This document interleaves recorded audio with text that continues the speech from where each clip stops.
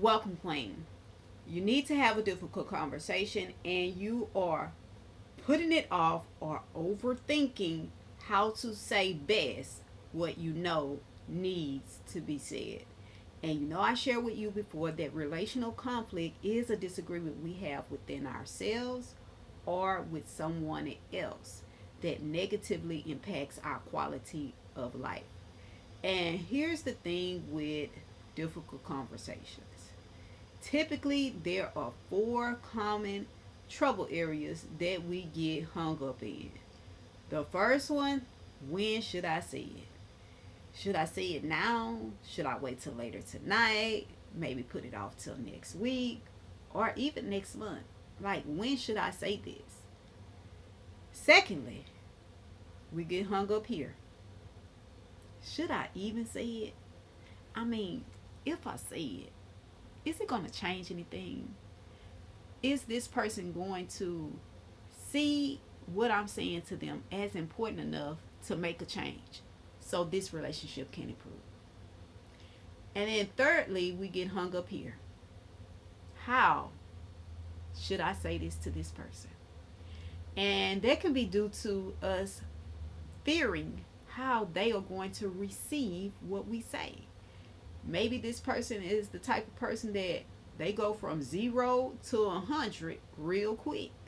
Or maybe this person is the type of person that the slightest thing you say to them hurts their feelings. And you don't want to be the person who hurts their feelings.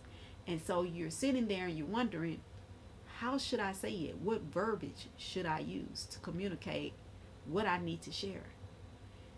And that lends to the fourth common trouble area. How are they going to react? Yes, are they going to become explosive? Are they going to become emotionally charged? I mean, what type of reaction am I going to get from saying what I want to say? And here's what you need to know.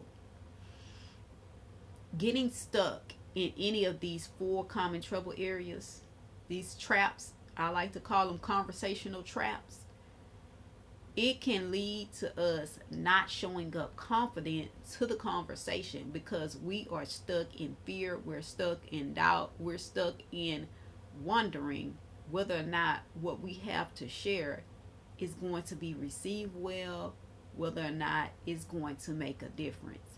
And I want you to know that no matter how eloquently, how thoughtful you try to communicate with someone else, there is always the possibility that it's not going to be well received. Remember, it's a difficult conversation. And so if you're going to exercise your communication muscle, if you're going to build your communication muscle, you have to use it in spite of it not being easy. It wasn't going to be easy to begin with. That's why it's called a difficult conversation. So as you go to have these difficult conversations, you must be clear on the beneficial why.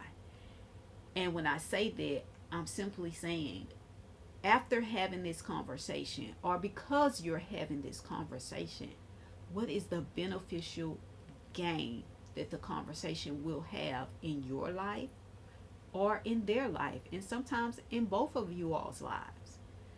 Because once you get clear on that, then it stops you from focusing on all these other factors. Because although they are important, if you never get out what you have in your mind, then change can never occur, especially positive change, because that's what you're wanting here.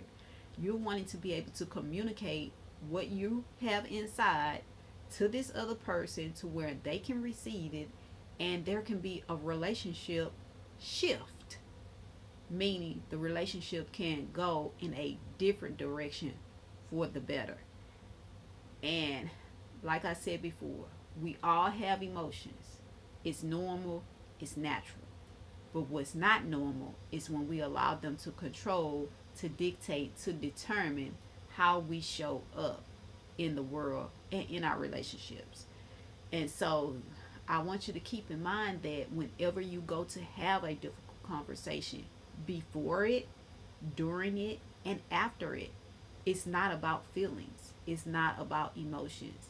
It is about you taking the time, making the investment to do what's in your best interest, because you can't live your best life if you won't do what's best in your life.